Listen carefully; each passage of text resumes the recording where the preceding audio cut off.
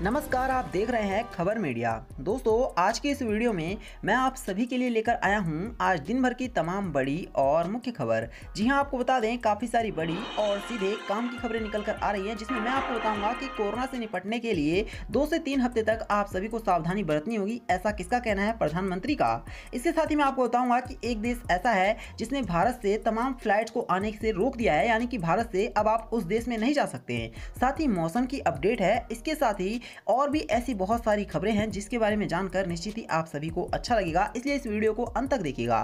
साथ ही हमारी आपसे बस एक छोटी सी रिक्वेस्ट है कि आप इस वीडियो को लाइक करके शेयर करें और चैनल को भी सब्सक्राइब करें। तो चलिए बात करते हैं सीधे पहली बड़ी खबर से। कोरोना से निपटने के लिए 2 से 3 हफ्ते बरतें सख्ती, पीएम नरेंद्र मोदी ने देशवासियों से की है अपील। जी हां, कोरोना वायरस पर आखिरी प्रहार के लिए तैयारी शुरू हो गई है। पीएम नरेंद्र मोदी देश के सभी मुख्यमंत्रियों के साथ इस मुद्दे पर वीडियो कॉन्फ्रेंसिंग के जरिए बातचीत कर रहे थे। बैठक में गृह मंत्री अमित शाह और स्वास्थ्य मंत्री हर्षवर्धन भी मौजूद रहे। पीएम मोदी ने कहा, देश कोरोना की पहली लहर के पीक को क्रॉस कर चुका है। कई राज्य इस पीक से ऊपर चल रहे हैं। यह हम सब के लिए चिंता की बात है और अभी हमें सतर्क रहना होगा और 2-3 हफ्ते पूरी तरह से घर में खुद को बंद करना होगा। चलिए बात करेंगे एक और बड़ी खबर की। तो सरकारी प्राइवेट ऑफिस में भी अब लगेगी कोरोना वायरस की वैक्सीन। 100 कर्मचारियों का होना है जरूरी। जी हाँ, देश में कोरोना वायरस के मामलों में विस्फोट वृद्धि के बीच टीकाकरण को बढ़ाने के लिए केंद्र सरकार ने बड़ा फैसला ले लिया है। जल्द ही देश के सरकारी और प्राइवेट ऑफिस में भी लोगों को वैक्सीन लग सकेगा। हालांकि इसके लिए कम से कम 100 कर्मचारियों की संख्या उक्त ऑफिस में होना अनिवार्य है। बुधवार को केंद्रीय स्वास्थ्य मंत्रालय ने राज्य सरकारों को इस बारे में आदेश देते हुए कहा है कि आगामी 11 अप्रैल से कार्य क्षेत्रों पर भी वैक्सीन उपलब्ध कराई जाएगी। तो साफ है कि आप जहां पर भी काम करते हैं, अब आप सभी को वहीं पर कोरोना वायरस की वैक्सीन लग पाएगी। चलिए चलेंगे एक और बड़ी खबर की तरफ। तो जी हां, एनसीआर की कोरोना गाइडलाइंस हो गई जारी। दिल्ली के बाद अब और गाजियाबाद में भी लग गया है नाइट कर्फ्यू। जी हां, कोरोना संक्रमण ने एक बार फिर से पैर पसारना शुरू कर दिया है। लॉकडाउन के बाद कुछ दिनों तक ढिलाई बरतने के बाद अब फिर से पाबंदियां लगने लगी हैं। देश के कई हिस्से कोरोना के बड़े हॉट स्पॉट बन चुके हैं। राजधानी दिल्ली में भी इनमें से एक है और इसी कारण पूरे एनसीआर पर इसका असर दिख रहा है। लोगों में डर इतना बढ़ गया है कि वो एक बार फिर से पलायन करने लग गए हैं। दिल्ली के रेलवे स्टेशन पर भारी संख्या में यात्री देखे जा सकते हैं जो अपने राज्य लौटना चाहते हैं और इसी वजह से कहा जा रहा है कि अब जगह जगह पर नाइट कर्फ्यू आप सभी को देखने को मिलेगा। चलिए बात करेंगे एक और बड़ी खबर की। तो जी हाँ, एक देश ऐसा है जिसने ये साफ साफ कह दिया है कि भारत में जिस तेजी से कोरोना वायरस बढ़ रहा है तो कोई भी भारतीय व्यक्ति अब उस देश में नहीं जा सकता।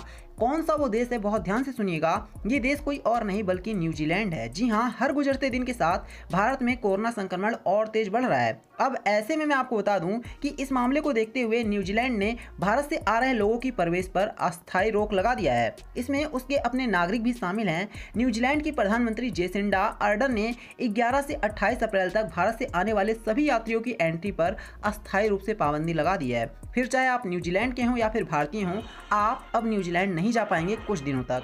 बात करेंगे एक और बड़ी खबर की। तो शिव सैनिक बाला साहेब के नाम पर झूठी शपथ नहीं ले सकता।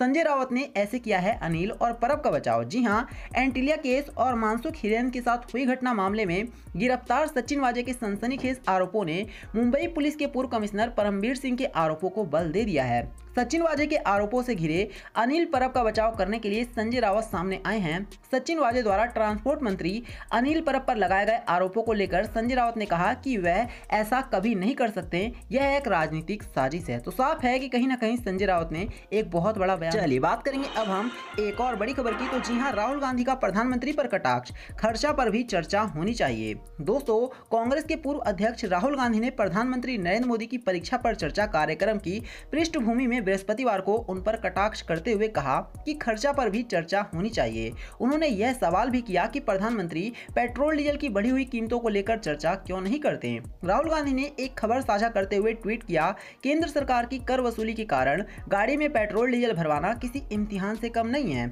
फिर भी प्रधानमंत्री इस पर चर्चा क्यों नहीं करते? खर्चा पर भी चर्चा होनी चाहिए। तो साफ है कि राहुल गांधी का कहना है कि प्रधानमंत्री मोदी परीक्षा पर चर्चा कितना भी कर ले, लेकिन बात तब तक नहीं बनेगी जब तक खर्चे पर चर्चा नहीं करेंगे। चलिए बात करेंगे एक और बड़ी खबर की। तो मौसम में आएगा तेजी से बदलाव। इन राज्यों में तेज आंधी के साथ होगी भयंकर बारिश।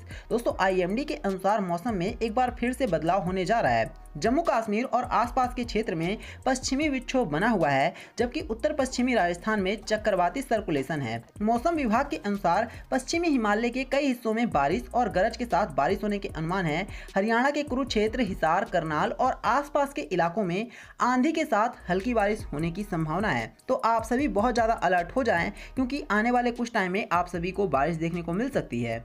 चलिए बात करेंगे एक और बड़ी खबर की। तो राजधानी पुलिस पर जानलेवा हमला, राइफल के साथ ताक लगाकर बैठे थे हमलावर। जी हां, राजधानी पुलिस पर बदमाशों द्वारा जानलेवा हमला किए जाने की बड़ी खबर सामने आई है। बताया जा रहा है कि खानू गांव में तालाब के पास बदमाशों ने पेट्रोलिंग कर रही पुलिस की टीम पर हमला कर दिया। हमलावर जवानों के पास राइफलें थीं। बदमाश एक पुलिसकर्मी को तालाब में फेंकने की बात कर रहे थे। हालात को देखते हुए पुलिसकर्मियों ने अपनी दूसरी टीमों को कॉल किया और हमले की जानकारी दे दी। तो साफ है कि ये बहुत ही ज्यादा बड़ी घटना है और हमारे देश में रहते हुए देखिए कि किस तरह से इन बदमाशों का इतना ज्यादा मन बढ़ चुका है कि ये लोग ऐसी बातें भी कर रहे हैं।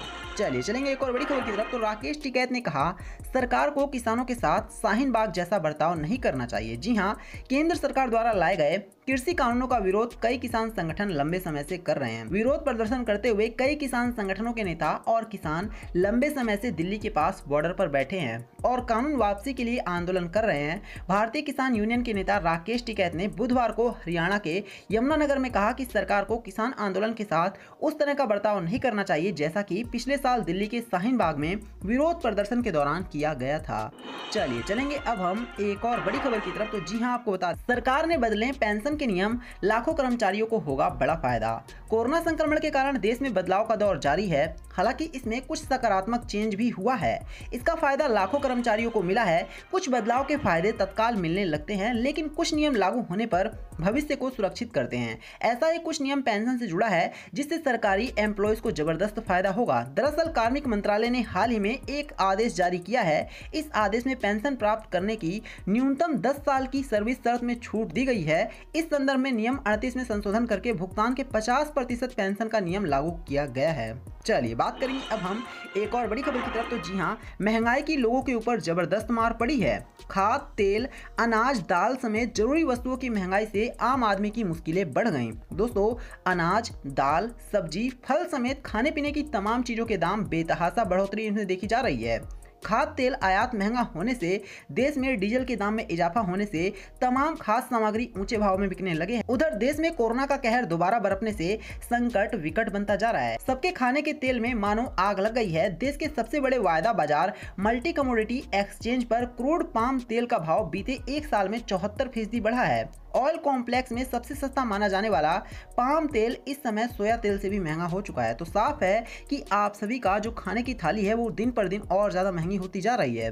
बात करेंगे एक और बड़ी खबर की। तो सोना चांदी पिछले सत्र में आए उछाल के बाद आज हुई है सस्ती। जी हां, पिछले सत्र में तेज उछाल के बाद आज भारतीय बाजार में सोने और चांदी की कीमतों में गिरावट आई है। सोना वायदा आज 0.1% कम होकर के 46,320 रुपए पर पहुंच गया। वहीं बात करें अगर चांदी की, तो चांदी वायदा 0.34% कम होकर के 66,405 रुपए प्रति किलोग्राम पर पहुंच गया। तो दोस्तों, ये थी आज दिन भर की तमाम बड़ी और मुख्य खबर। वीडियो को लाइक करके इसे शेयर करिएगा और चैनल को सब्सक्राइब करिएगा।